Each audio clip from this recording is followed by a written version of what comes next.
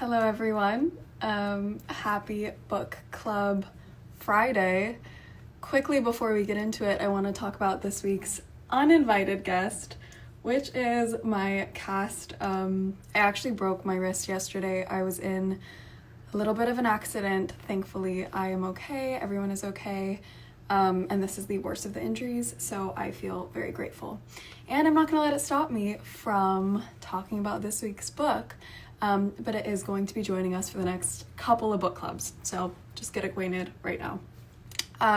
Anyways, this week's book was Where the Crawdads Sing by Delia Owens. It was my first time reading this book, although my mom has been trying to get me to read this book for a very long time, and I've had it forever, so I'm actually very grateful that I got the chance to finally read it, and I loved it. For those of you who haven't read it or just want a refresher, basically, without giving it away, because I do really think this is an important book for everyone to read, but without giving it away, it's about a young girl, actually, whose name I think is pronounced Kaia. It's spelled Kya. I was saying it Kaia the entire time I was reading it. And it's about this girl who grows up in the Outer Banks, kind of in the marsh. And, you know, gradually as she's growing up, her family leaves her kind of one by one. So she's left on her own from a very young age, I think like 9 years old. So she's kind of left to raise herself along with nature and kind of the role that nature plays in her upbringing, the independence that she gained from having to raise herself, and sort of this idea of nature versus nurture, but actually that nature was her nurturer, and her self-reliance and independence that she got from raising herself. It is a really incredible book with a lot of amazing quotes and I think a lot of really great lessons. I wanted to read some quotes. I saved some of the good quotes for my mom, so don't worry, Mom. But these are some of my favorites that I pulled when reading it. One of them is, "I must let go now, let you go. Love is too often the answer for staying, too seldom the reason for going. I drop the line and watch you drift away." Now, that's a powerful quote, and I think it's pretty self-explanatory, but I think it's so important to acknowledge that when you love someone so much, sometimes you tolerate things that you wouldn't normally. You allow them to treat you a certain way because you love them. But it's also important to understand that sometimes because you love someone, you have to let them go, especially if they aren't treating you the way that you deserve to be treated. And love does not excuse that kind of behavior. And I think, you know, that's part of the reason that Kaia's mom originally leaves her. Kaia in the book, not me, Kaia. My mom is downstairs, but that might get a bit confusing. Maybe we have to find a nickname or something. Just, I don't refer to myself in third person, so when I say Kaia, I'm talking about the book, obviously. Another quote I loved is, "There are some who can live without wild things and some who cannot." Now, I think that is a testament to kind of where you grew up. I grew up on the beach in nature, and I think if I didn't have that playing a role in my life, I'd be really sad, and I definitely notice it. Like when I'm in New York, I feel like I'm missing a part of myself when I'm not in nature, and I think Kaia kind of feels the same way, that when she isn't in the marsh, she feels very out of place, and nature really is where she feels the most held, and the thing she relies the most on, the only thing she's been able to rely on in her life, really. So it's that kind of constant. It's the one constant in her life, and I think like making nature a constant in your life is really important, especially at a time like this. Another one is, "Time ensures children never know their parents young." And that's a great segue into introducing the guest, but I do think, you know, by the time we have parents, like, we look to them to teach us lessons that they've already learned, and we almost tend to forget that they were once our age. You know, it took me really until this year to kind of like actually see my mom in moments as she was when she was my age and kind of understand she's been through a lot of the same things, but it's like we place our parents on these pedestals because we don't know them when they're our age. It's impossible. So now I want to just precursor, my mom is really the reason that I read. She has read every day for my whole life since I can remember. She is my reading inspiration. She has always been recommending me. Some of my favorite books came from her. And I think like when I really started reading as much as she did, we started bonding in a new way, and it opened our conversations up to so many interesting topics that maybe wouldn't have come up naturally just based on the way that we live. So it's been a really interesting way for us to discuss topics that maybe we haven't experienced, but kind of like place our opinions. And I feel bad for everyone around us, because when we're reading the same book, the conversation is really only ever about that book, where we both get very, very invested in the books that we're reading. I remember when we both read A Little Life, like for the next week, we were both in mourning, kind of walking around like so sad. But it was nice to have someone to experience these emotions with. And I think that's what's so cool about doing a book club like this, is like you get to experience these emotions and these feelings and sort of everything that goes along with reading a book with someone. So that's why I'm really grateful to have my mom here, because I was, we read this book at the same time, and, I was able to like run downstairs in the morning and be like, oh, I can't believe this happened, or why did he do this? And she had already read the book, so she was familiar with the book, but she didn't want to give it away for me, so she was really good about that. But let's bring her on. I'm going to do everything left-handed, so, it could take a while. I'm learning how to be ambidextrous, so let's, further ado, we're bringing on the woman who raised me, my mom. I think I'm there. Hi, Mom. So we are talking to you when I know you're literally above me. I know. I think it's kind of fun to have a split screen like this, and it's cropping out my cast. So okay, good. Thanks for joining us. Oh, for no. Book Club. I'm so excited for you, because you've wanted a book club for so long, but your life didn't really permit it. And I remember you used to think like if I went to book club, it was just about moms getting together, drinking wine. So I actually brought a glass just to, as a nod to that. I have my water. Okay, good girl. But it is fun to read together. And I think that's something that I'm really grateful that you picked up on. Yeah, well, thank you for introducing me to the wonderful world of reading, because I know I used to make fun of you for referencing the books that you were reading. Oh, I know. And look at me now. Well, I think it's funny because you and Dad and Presley used to tease me so much whenever I would say like, oh my gosh, in this book I'm reading, and now I catch you doing it. I know, I'm you. And you're carrying around a Kindle. I've converted you to Kindle. Mom, don't expose me. It is true though, because I used to always give you shit for reading on a Kindle because I love books so much, but it's true because when you're like lugging 10 books through the airport, it stops being about aesthetics and you're just like, you know what, I need a Kindle. Well, especially right now. Oh, we're paused. I think I took the room with the good Wi-Fi, maybe. We'll get her back. Uh-oh. I might have to bring her up here with me. Maybe that will be the solution. The good thing is we're in the same house, so she can always pop in. She knows where I sleep. Yeah, so we're within range. Let me see if she re-requested though. Anyways, yes, I do read on a Kindle. Thank you, Mom, for exposing me. That is very kind of you. Let's bring her back on.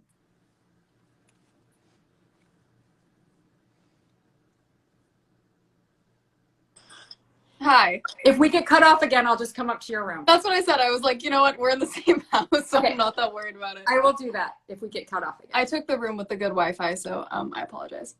Wow. But let's get into it. Okay. Callie, I'm gonna interview you really quick. So why did you love this book when you first read it? Well, first of all, how old were you when you first read this book? I read it not that long ago, a few years ago, when Reese Witherspoon actually had it in her book club, and I read it and I loved it. And of course I thought of you because as soon as I saw the character's name, I was like, okay, Kaia has to read this book. And I loved the story and I loved the book. And I thought it's a good story for a young woman because it's really a coming of age story. Mm-hmm. on under unusual circumstances. Obviously, that Kaia's life is very different than most young women's. But I loved it, and I love the writing. Yeah, the writing. It is very poetic, I think, the way that she writes. And what made you want me to, because I remember when I first started reading, I had asked you for recommendations, and this was one of the first books that you had told me to read. So why this book? Well, I just thought you would enjoy it, and I think that's the main thing to get people to love reading is finding stories that capture their imagination. And I feel like this story has everything. It has a mystery, it has a romance, it has this beautiful writing. You talked about it being poetic, and one of the quotes that I wrote down in the very beginning was that autumn leaves don't fall, they fly. And when an author can give you that kind of picture, it just, and in the middle of a page, she doesn't make a big deal out of it. So right. And I think especially in this time, I just want not like total like candy escapism, but I want, if I'm going to read a book, we're all home and we're lucky we're together, and we live in Malibu and it's beautiful, but it's a strange time for all of us to be alive and living and figuring out what this new normal looks like. So to have a book that transports me to, or I learn something, and I felt like this book did everything for me. Yeah, it's like you're playing the movie in your mind as you're reading it, and it is rare actually to get a book that does that. So I was really grateful. Like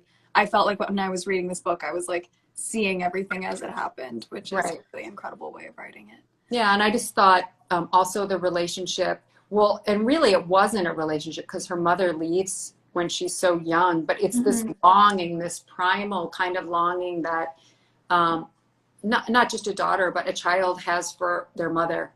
And so much of that Kaia's life is about coming to terms with the fact that her mother left her. Yeah, I can read the quote, which is, within all the worlds of biology, she searched for an explanation of why a mother would leave her offspring. And it's like, even though she was too young to understand, she still knew it wasn't right to not have your mom there. Or that it was unnatural. Yeah. Right? Yeah, completely. And I think, this like longing, I don't know what, there's just times like when I'm sad, my instinct is just like, I want my mom. And I think a lot of people feel that way. So it's kind of like her sort of trying to come to terms and also raise herself. There's like so many questions that I came to you with while I was growing up, and I still have questions for you every day about things. And I think that absence it weighs so heavy, especially on a young woman as she's, maturing. Well, and she literally had no one. She didn't have eventually everyone in her family kind of peeled off. She didn't have teachers because when she went to school, she was made to feel like an outcast. And she was a young girl living by the marsh in herself. And this is one of the things that we talked about when we were reading it, is how the marsh, that is actually a character in this book. Yeah. And it becomes her mother, her father, her lover, her friend. It absorbs her pain. And it doesn't make you want to go there and like go for 2 weeks? Like that's the beauty of the marsh. Yeah, it's that it can kind of relieve her temporarily, at least at these moments of feeling really alone, which is completely natural when your whole family is gone. And I think she's 9 when she's left on her own, and just the way that she sort of starts to educate herself. And also I think we should talk a bit about Tate, who is her sort of teacher. Yes. And like her first love. And I really liked the Tate character, except for when he ditches her when he goes to school. And so first, before we actually talk about Tate, I just want to ask, like, why do you think Tate ditched her? Well, I think that as I was reading it and knowing that we were going to have this book club about it, I wrote down that as a question. But then obviously he does explain it in the end, which is Tate is, she is of the marsh. She never fits in civilization. Nor does she want to. Eventually, because she's been rejected again and again. And I wrote down that the hypocrisy of when she goes to town once, like, to get groceries, and she's dirty because she lives in a shack in the marsh, and the preacher's wife like pulls her children away from her and calls her dirty. And just, you know, when you're rejected by something again and again, especially eventually, someone who you expect to hold you, like God loves all of his children, and when you right. think that this is a big part of their community, that makes a lot of people feel included, and even they are rejecting her. Right. So I think that her connection with Tate, really, it starts off as they both, you know, he's had his loss as well. And Because they he lost both, his mother, right? and sister, I think, in a And car. sister, yes. Yeah. So they both have this, they both look to nature for comfort and really to make sense of the world. I mean, that's the thing, like she, and you referred to this in the beginning about the quote when she's looking to nature for looking any time where a mother in nature leaves her young, and there really isn't any, but that's how she figures stuff out. And I think that Tate has that same relationship with nature, and, you know, eventually he makes it his career and his job. So And that's so does she, really. right. But in the beginning, I think it's really innocent that they're like kindred spirits just connecting in their love of nature. And I think he also like is really her only last connection with her family, Yeah. because he was friends with her brother Jody, who she was the closest with, I think, and she eventually reconnects with. So I think her having that sort of like last connection with her family, that last tie, and you know, he offers to protect and take care of her, and he sort of has this like nurturing instinct about him that maybe is because he lost his mom, and so he took on that sort of nurturing role in his family. But I feel like he plays like a big role in teaching her and helping her grow up, and you know, looking out for her. I think there's a quote about like him having this like brotherly protective instinct over her, but also loving her and wanting to be with her. Well, I think it starts out, I mean, look, they've known each other since they were kids. So obviously it starts out as just this super innocent relationship and a love of fishing and, you know, the marsh. And then he teaches her how to read. And he is protective of her because at that point, their age difference seems much greater. If she's 15 and he's 19, you know, that's a bigger age difference than when she's 20 and he's 24, right? As I always tell you. I know. So I think that their relationship unfolds in a really natural way, though. And I think he's very protective of her throughout the whole thing, except for when, as you started to say, he goes off to college. He promises he's going to come back as much as he can. And then the very first chance he has to come back, he doesn't see her. And I think, you know, I think part of it is because he cares so much about her, he couldn't say bye. Like, he couldn't bring himself to break up with her, which I think is selfish, but it is also, I think that's when the maturing of men and women start to kind of show, because those 4 years suddenly seem like nothing. And it's almost like she's more emotionally mature because she's expecting at least a goodbye. Right. And he doesn't even give her the sort of explanation, as he just stops coming by, and she already has these abandonment issues. And that's why I think it hurt so much to read that part, was because she was already struggling with abandonment issues, and the one person who she thought was going to stick around didn't. Right. It wasn't like he didn't know that she had those issues. Yeah. He knew and still didn't have the nerve to come back and say, you know, because he had his own inner turmoil about, like, how can I be with this woman that can't, like, how do I fit these pieces together?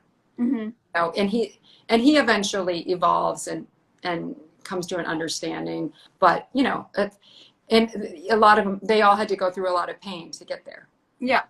And I think my favorite quote about Tate is sort of what his dad taught him. It says, his dad had told him many times that the definition of a real man is one who cries without shame, reads poetry with his heart, feels opera in his soul, and does what's necessary to defend a woman. Right. And that's really who you want Tate to be. And he is most of the book, but then he has that, you know, he disappoints us, which also, you know, is a great thing in books. It's harder in real life, but it's important. Like, no one is 100% good or 100% bad. I mean, those characters tend to be very two-dimensional. And like, I think that's what made Tate, if Tate was just the perfect guy, we probably wouldn't even like him that much. Because, yeah, it makes him an unbelievable character. Right. And you don't get as attached. Like, I think the fact that he learned from his mistakes, he worked to get forgiven. She did eventually forgive him. And that like worked. It makes you appreciate their love story a lot more, I think. What did you think about her relationship with Chase? Now, Chase is interesting. I think it's difficult when you're learning. Basically, she had to learn everything the hard way because she didn't have anyone to teach her except the marsh. So, things like that, I think with Chase, she was sort of realized after Tate, like, I can't rely on anyone. So I'm not going to expect to rely on this person, but I'm actually getting attention and it feels good. And I'm just going to try it out. Now, I think Chase is a little bit different because I think he was a little bit pushier with her, which I didn't respond well to. And I remember her mom told her when she was younger, if you look tempting, men turn to predators. And now if that's an idea that's embedded in your head, I think it can be very toxic for young girls because it leads them to this idea of, oh, I might have been asking for it. Right. And I think Chase sort of was gaslighting her a little bit. And I did not. How much, and I think we both underlined this quote, that she laughed for his sake, something she'd never done. Giving away another piece of herself just to have someone else. I mean, even though I think she knew Chase wasn't, I don't think she ever really thought he was like the guy, but she was so lonely. And it was just this idea of what do you trade? And I think that was another quote. Yeah. How much do you trade to defeat lonesomeness? And how much, do you settle just because you don't want to be alone? Which is something as a mother, again, like I would counsel you, you don't need to do that. You'd rather be alone than in a bad relationship or lonely in a relationship, which happens. Yeah, which I think she started, especially towards the end, feeling very neglected by him because, he's promising her all of these things, marriage and a life. And she, even for a second, thinks, oh, I can fit into this world. And then soon comes to realize it wasn't the reality and he wasn't planning to marry her. And, it's like she just constantly keeps getting let down by people. And I think that's why she starts getting super self-reliant because she realizes, and I think there was a quote about, when you rely on people, leaning on people, you just fall. Yeah, because she on the ground. Yeah. The only thing that was constantly there for her was nature. It was the birds, Big Red, and even when she ends up in jail at the end. And again, we don't want to give it away for people who haven't read it, but this, like I said, this book has everything. It has courtroom suspense, and but when she's in jail and the cat comes, and cats are normally aloof and they're not they can kind of come and go as they want, but the cat just kind of looks around and jumps in her lap, and she says something about such an easy acceptance. And it's just a deep pause in a lifetime of longing. And I think she had this longing for connection, but obviously didn't have even a good example of what connection should look like. And the only place that she got, other than Jumpin and his wife Mabel, who were in a way her surrogate parents, but they looked out for her as much as they could. Yeah, of course. Yeah. And I think she sort of like how they were treated in the town, they felt like outcasts, and they experienced racism, and she experienced a sort of prejudice against her as well for being an outsider. And so I think for her, finding people like Jumpin and Mabel that she could relate to and connect to, I think that was they played a really important role in her life. Right. And I think some of the issues, and this really shows in her relationship with Chase, is because her example of a relationship when she was young was a really toxic and violent one between her mother and father. Her father would beat up her mother and even beat up her siblings and her. And I think, when that's your example of love, and she was too young at the time to understand why her mom left her father. But she saw what was happening, so I think she tolerated this sort of bad behavior from Chase because that was her example of love. But when I think she reached the breaking point, like her mother did when she left, she says she understands finally why her mom left her dad. Yes, living through that herself gave her compassion and empathy for her mom. And, she only had examples of human beings letting her down and leaving her and disappointing her. And normally it was because they left. But then when Jumpin dies, it's the first time she experiences loss without being left. I mean, he just passed. So she had, and I think that also was another layer of her healing and toward forgiving her mom and just understanding that not all loss is like someone choosing to leave you. And that, I think it was, she was finally old enough because, you know, it took her a long time to process people leaving her and why. Yes. The sort of idea of why. And I think when you're young and this keeps happening, you can start to blame yourself and think, well, it must be me. What's the one common denominator? And I think by the time Jump In passes, she realizes that it's not her fault and she can move on from it and she can grieve. And I think it allowed her to also grieve the people that walked away from her in the past, because by the time she found out her mom had died, it was 2 years after she had died and she had already been gone for so long that she couldn't believe. But it was like every time she walked out of her house, she looked for her mom. And I think that was what was heartbreaking for me, was kind of feeling throughout the whole book this undertone of her just waiting for her mom to come back. Yeah, and just the way she, any little scrap or remnant of her mother, like even when she finally has money and can fix up her shack, that she still wants the kitchen and the table, like certain things that remind her of her mother, or the food that she cooks, the hush puppies or whatever, how that's how she holds on to her mom through memories. And I think that that's really true even for a lot of us. I mean, you know, some of our traditions that we do at Christmas or whatever, it's because my grandmother used to make that or my mother used to make that. And those things are really, like, I think beautiful. I mean, some of the food that my mom used to make, I don't even like anymore, but I'll still make it because it reminds me of being a kid and that feeling of being a kid with the love of a mother. And I think that, you know, that she was yearning for that, and the way she found to connect it were through those little things. Yeah, I think her, especially cooking, came a lot from her mom. And I just think, you know, even when I started being more independent and like cooking for myself and doing all that stuff, like I was constantly trying to find ways to bring you back into it, because you do subconsciously pick up on so many things that even when I talk to people, they say, you know, you have the same mannerisms as your mom. And I don't even notice it, but I think subconsciously, like, we look to our mothers for so much.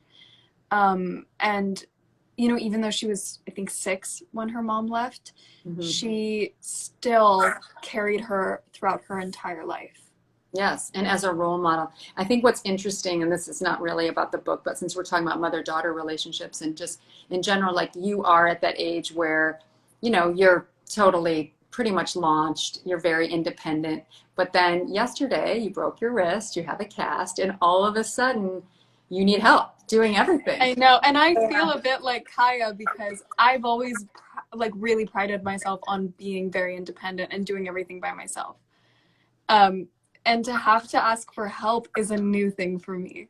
But I also think that being vulnerable in that way, and I think that's where Kaia had trouble with Tate, right? Because she had trouble asking or saying what she wanted, which is a theme in some of the other books, like Normal People, that you've read too, right? Where people are afraid to say what they want.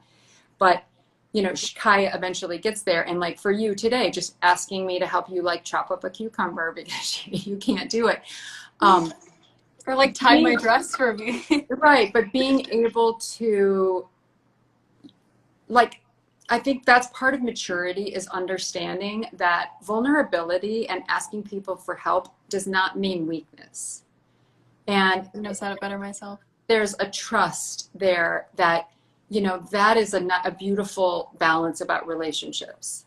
Yeah. You know? I think being able to let people in and, you know, understand that not every bad experience dictates the rest of your life. And I think that's why Kaia was so strong at the end, because she really did, in so many ways, the world was against her, and proved to her over and over again, you know, stay isolated, because the only thing that you're going to be able to rely on, the only thing that's going to catch you, is the nature and the ground beneath you.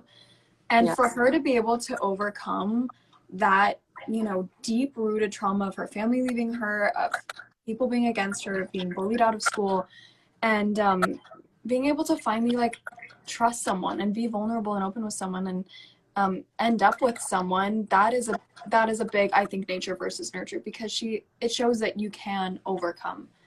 And that's why I suggested this book to you, and I'm glad you read it, and I'm glad you got the message from it, because it's like a very, you know, empowered in the end. You know, she's always independent, but just being independent isn't everything, right? Like it's this balance between being independent, but also being vulnerable. And then when she finally gets there and learns to accept love, then she's a whole person. She's a whole person. Yeah. So. Well, thank you for recommending this book to me and for being on. You know, you're always welcome as a guest on my book club. I know you're basically, like, I will say, you have been one of the most constant supporters of this book club. You ask very good questions on here. I appreciate your... I can always be your like, you know, plan B on here. Like, you're never plan B, by the way. I don't want you to think that it's I was okay. like, oh, who can I ask? I kind of felt like it was this time, but it was not plan B. You're never a plan B.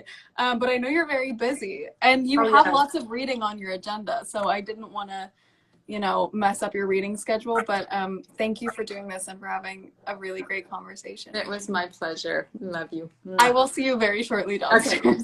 Okay. I love you. Bye. Oh, well, now you guys get to see how we could go on forever, my mom and I, because truly we talk about books probably more than anything else. Even if we're watching like a TV show together, we will sit down and really dissect it. And that's what I love about our relationship, how it's evolved. And it breaks my heart that Kaia never got to evolve her relationship with her mom. So I feel very, very fortunate to have that kind of relationship with my mother. Thank you again, Mom, for doing this from another room in the house. And thank you guys for watching. We have a really great book next week that I will announce tomorrow. And me and my cast will be there with more thoughts and ideas with another special guest. So thank you guys for tuning in. Have a really wonderful Friday, and please stay safe out there. Bye.